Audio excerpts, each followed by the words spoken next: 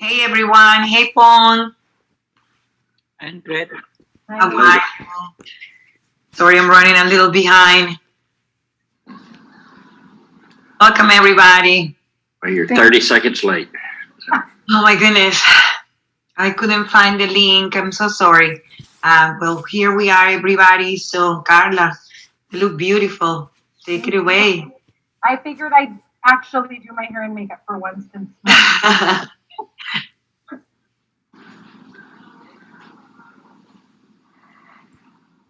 Carla, whenever you're ready. Okay, Jennifer, are we waiting for other people to join or should we just get going? We have all the speakers, right? We have, I see Brenda, Senora Brigitte, Mr. David, Andy Trosper, thank you so much. Mrs. Monica Fox, beautiful, thank you very much. They're all here, we're all here, so I think we should start if you guys are, and then people can start joining. Righty.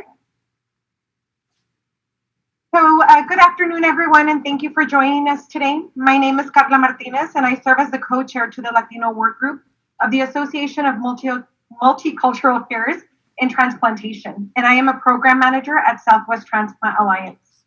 I would like to begin with a few housekeeping items. If you haven't done so already, please mute your phones if you're not speaking, and please turn off your camera during the panel if you are not a panelist. You will be able to ask questions of the panelists at the end of the program. If you would like to ask a question, you may write it in the chat or ask it when we open up for questions at the end. I would also like to let you know that the panel is being recorded today. I want to acknowledge and thank our committee members responsible for bringing this great group of people together to share their stories. WAVE committee, they'll be introducing all of our speakers. We are happy to present to you today Mi Casa es Su Casa in honor of Hispanic Heritage Month. The observation of Hispanic Heritage Month in the United States started in 1968 and was enacted into law in 1988. The date of September 15th is significant because it is the anniversary of independence for Latin American countries, Costa Rica, El Salvador, Guatemala, Honduras, and Nicaragua. In addition, Mexico and Chile celebrate their Independence Day on September 16th and September 18th. Americans observe Hispanic Heritage Month from September 15th to October 15th by celebrating the histories, cultures, and contributions of American citizens whose ancestors came from Spain, Mexico, the Caribbean, Central, and South America. The stories shared with you today will not only be of Latinos, but of families from a variety of ethnic groups. During these difficult times that our country is currently enduring, we're coming together and inviting you into our homes and into our familia to celebrate diversity and hear inspirational stories about donation and transplantation. So welcome, Mi Casa, Su Casa. And now I'm going to tee it off to Carlos Castro, Education Specialist at Lifelink Foundation, who will be introducing our first speakers. Carlos? Thank you so much. Good afternoon, everybody. My name is Carlos Castro. I work with Lifelink Foundation here in Georgia since 2005. It's been a long way, almost 16 years, working with the Hispanic community, trying to spread our mission among the people who speak Spanish and Portuguese. This afternoon, I want to start this conversation with some numbers, some statistics related to donation and transplants. The first good news is in 2019, we had an increase of around 9% if we compare with the previous year, 2018. That means a lot. Almost 9% in these difficult times is very, very interesting. In 2019, the total of transplants was almost 40,000 transplants. That not necessarily means there were 40,000 donors, because all of you know one donor can generate more than one transplant until 8 transplants from one donor. So that is the reason I am trying to clarify that 40,000 transplants not necessarily means 40,000 donors. The number of donors that we had to reach this record was 12,000 deceased donors and 7,400 living donors. Was really, really spectacular numbers. In this year, we were really very, very concerned because the pandemic and the difficult times all the world is going through. But we have another very, very interesting good news. Since January the 1st through August the 30th, so taking in consideration the first 8 months of the year, we have already surpassed the number of donors during all 2018 year long. In the same period, from January to August, we have reached 25,600 transplants, which is another record. However, still we have a huge number of people in need of a life-saving transplants. The current number in the United States is over 110,000 people waiting for an organ transplant, and almost around 68,000 are already placed in the waiting list. Now, to complete this information, this statistics number, I want to remind you something in a perspective of the last 20 years, from year 2000 to 2020, the number of Hispanic disease donors increased. In 2000, we had 620. In this year, 2020, so far we have 1,235. So in these 2 decades, we could make more than double of people in base of public education and being very active with the community.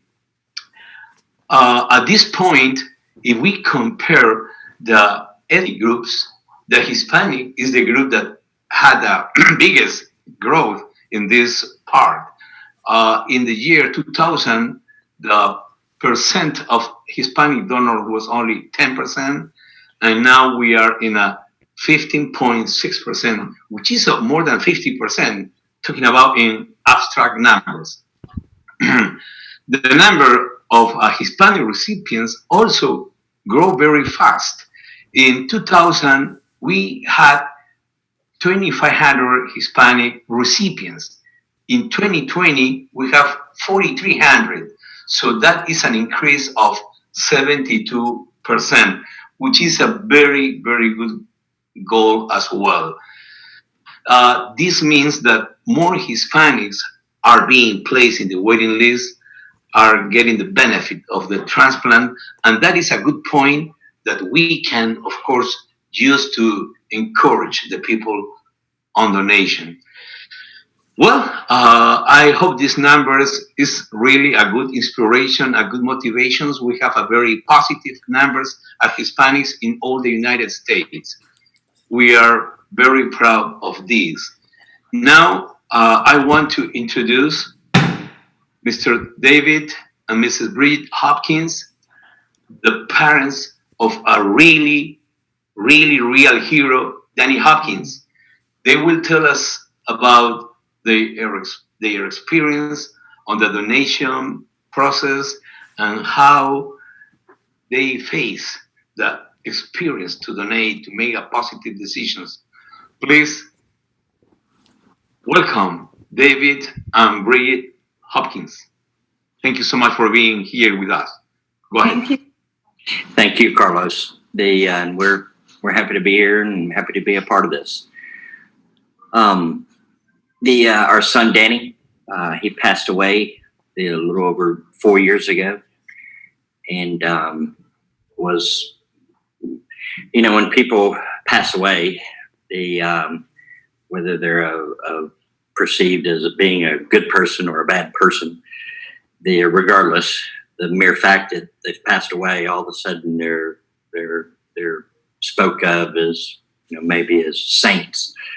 Danny was. He truly was an incredible young man. He doted on his mother. He loved Jesus. He'd just walk up to strangers. And in fact, we had to talk to him sometimes, hey, just make sure that we're there, but just on his own, just walk up to someone, man, I love your hat. Where'd you get that? I mean, just so sweet. So incredibly talented. And, our experience with Lifelink, although for me, it didn't start off very well. The night that Danny passed away, it was very late. And unbeknownst to me, Bridget had already spoken with a nurse at the hospital, and I guess they contacted Lifelink. But I was unaware of that. And all of a sudden, I got a phone call, and I guess suffice to say, I was rude.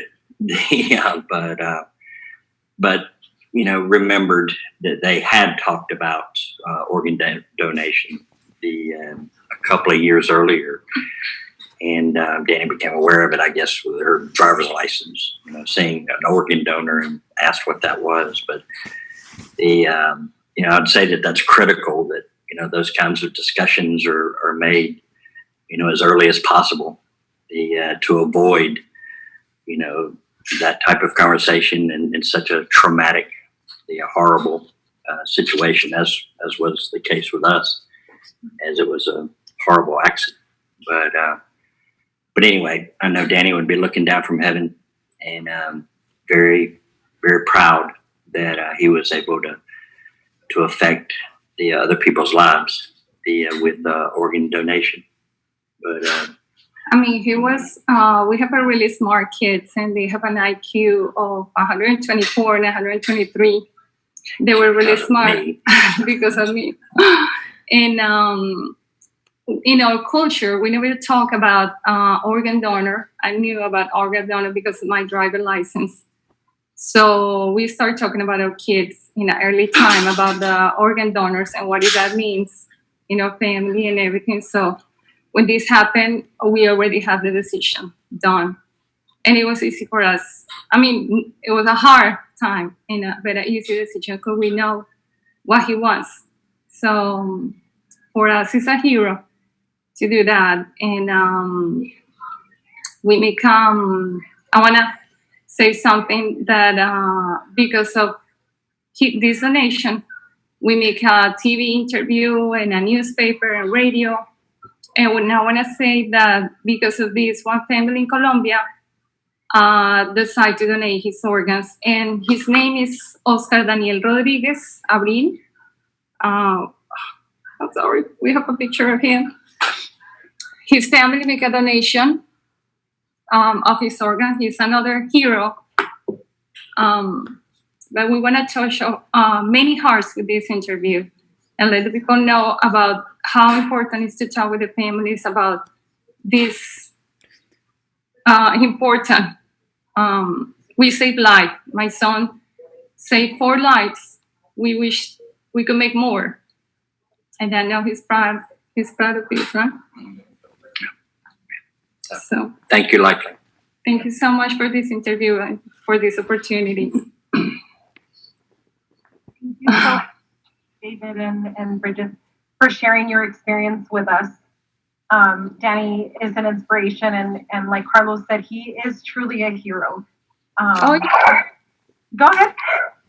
We have a picture here. Oh, what a great photo.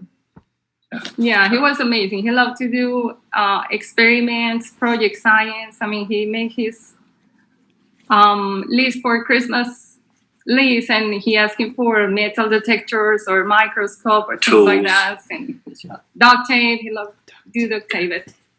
Thank you so much, really, for this opportunity. And these are angels. Thank you. Thank you for sharing. Okay. And now Ingrid Palacios, who is the chair of this committee, and she's a community outreach coordinator at New England Donor Services, will introduce our next speaker. Ingrid? Thank you, Carla, and thank you, Bridget and David, for sharing such an inspiring and beautiful story. It really warms my heart to know that your son lives on and leaves this legacy that we can continue talking about and inspiring other people like this beautiful gentleman in Colombia that also become an organ donor in honor to your son, knowing their story, and then how many people can change and find it in their hearts to help save lives through organ and tissue donation by hearing your story. Thank you so much for being so brave. I know this is not something easy to talk about, but it's something so necessary. We admire you, we honor you, and we thank you for being with us today. Thank you so much.